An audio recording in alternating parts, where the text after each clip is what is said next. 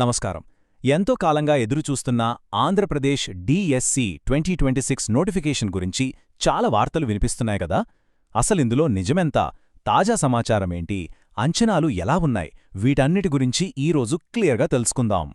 సరే, ఈరోజు మనం చర్చించబోయే ముఖ్యమైన అంశాలేంటంటే ఏపీ డిఎస్సికి సంబంధించిన లేటెస్ట్ బజ్ ఏంటి, అసలు పోస్టులు 2500 లేక అంతకంటే ఎక్కువ, కొత్తగా ఇంగ్లీష్ కంప్యూటర్ టెస్ట్ పెడుతున్నారట, అది నిజమేనా? మరి నోటిఫికేషన్ ఎప్పుడు రావచ్చు, పరీక్షలెప్పుడుంటాయి, పాత జిల్లాల ప్రకారమా కొత్త జిల్లాల ప్రకారమా నియామకాలు జరుగుతాయి, చివరిగా ఇవన్నీ అభ్యర్థుల మీద ఎలాంటి ప్రభావం చూపుతాయి? పదండి, వీటన్నింటినీ ఒక్కొక్కటిగా విడమర్చి చూద్దాం. మొదటిగా అసలు విషయం ఏంటంటే నోటిఫికేషన్ కోసం అధికారులు చాలా యాక్టివ్గా పనిచేస్తున్నారు. అవును, ప్రాసెస్ అయితే ఆల్రెడీ మొదలైపోయింది. ఈ విషయం చాలా వర్గాల నుంచి కన్ఫర్మ్ అవుతోంది. అంటే మనకొక క్లారిటీ వచ్చేసిందన్నమాట. నోటిఫికేషన్ వస్తుందా రాదా అన్న అనుమానం ఇక లేదు. ఇప్పుడు ప్రశ్నల్లా ఎప్పుడు వస్తుంది అని. వినిపిస్తున్న వార్తలను బట్టి చూస్తే ఫిబ్రవరి మొదటి వారంలోనే నోటిఫికేషన్ వచ్చే అవకాశాలు బలంగా కనిపిస్తున్నాయి. సరే, ఇక అందరి మదిలోనూ ఉన్న అతిపెద్ద ప్రశ్న దగ్గరకు వెళ్దాం. అసలు ఖాళీలెన్ని? ఇప్పుడు పోస్టుల సంఖ్య దగ్గరికి వద్దాం. మనకి వార్తల్లో ఒక నంబర్ బాగా కనిపిస్తోంది. కాని మనం కాస్త లోతుగా డేటాను పరిశీలిస్తే అసలు కథ వేరే ఉంది. అవును, మొదటగా వినిపిస్తున్న సంఖ్య 2500. కాని ఒక్క నిమిషం, ఇది కేవలం ఒక ప్రాథమిక అంచనా మాత్రమే. అసలు లెక్క ఇది కాదు.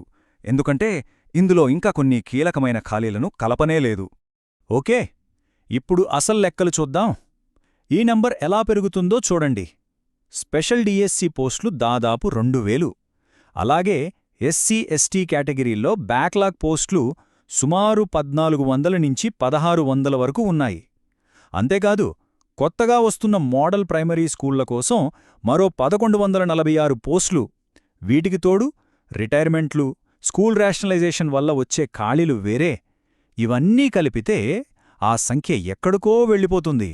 సో అస్సలు పాయింట్ ఏంటంటే ఇవన్నీ కలుపుకుంటే ఫైనల్గా ఖాళీల సంఖ్య 6000 నుంచి 8000 మధ్య ఉండొచ్చని విశ్లేషకుల అంచనా. అంటే మనం అనుకున్న 2500కి ఇది దాదాపు 3 రెట్లు ఎక్కువ. అయితే ఈసారి కేవలం పోస్టుల సంఖ్య మాత్రమే కాదు, ఎంపిక ప్రక్రియలో కూడా ఒక పెద్ద మార్పు రాబోతోంది. ఇదే ఆ కొత్త అడ్డంకి. విద్యాశాఖ ఒక కొత్త క్వాలిఫైయింగ్ పేపర్ను ప్రతిపాదించింది. ఇది గనక వస్తే మొత్తం సెలక్షన్ ప్రాసెస్నే మార్చేయగలదు. అసలు ఈ క్వాలిఫైయింగ్ పేపర్ అంటే ఏంటి? సింపుల్గా చెప్పాలంటే ఇదొక ఫిల్టర్ లాంటిది. మెయిన్ పరీక్ష రాయాలంటే ముందు దీంట్లో పాస్ అవ్వాలి. దీని మార్కులు ఫైనల్ మెరిట్కి కలపకపోవచ్చు, కానీ క్వాలిఫై అవ్వడం మాత్రం కంపల్సరీ. ఎందుకంటే ఇప్పుడంతా ఇంగ్లీష్ మీడియం అవుతుంది కదా. అందుకే టీచర్లకు బేసిక్ ఇంగ్లీష్, కంప్యూటర్ స్కిల్స్ తప్పనిసరి అని నిర్ధారించుకోవడానికే ఈ టెస్ట్ అనమాట. ఇక ప్రతిపాదనల ప్రకారం చూస్తే ఈ టెస్ట్ 100 మార్కులకుంటుంది. క్వాలిఫై అవ్వడానికి 35 మార్కులు రావాలి. అయితే ఇక్కడొక పెద్ద ట్విస్ట్ ఉంది.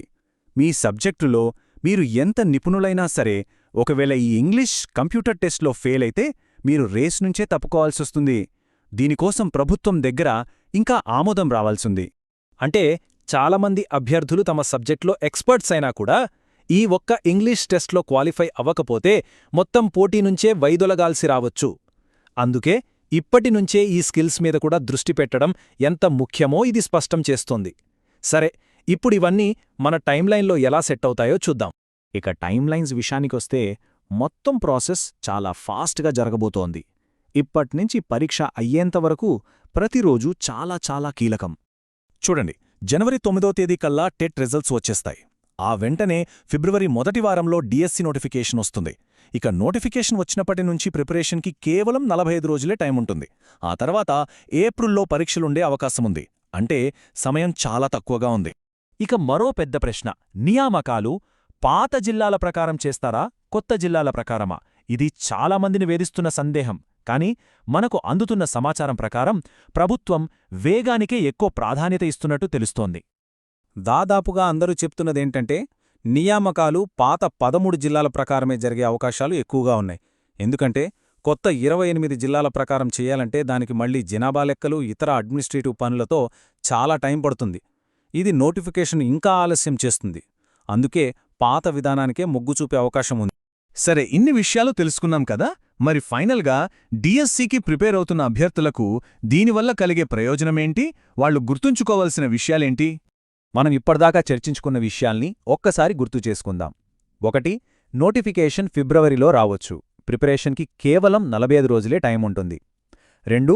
పోస్టుల సంఖ్య 2500 కాదు, అంతకు మించి, అంటే దాదాపు 6000కు పైగా ఉండే అవకాశముంది. 3. ఇంగ్లీష్ కంప్యూటర్స్లో కొత్త క్వాలిఫైయింగ్ పేపర్ ఒక గేమ్ చేంజర్ కావచ్చు, దానికి కూడా సిద్ధంగా ఉండాలి. 4. నియామకాలు పాత 13 జిల్లాల ప్రకారమే జరిగే ఛాన్స్ ఎక్కువ.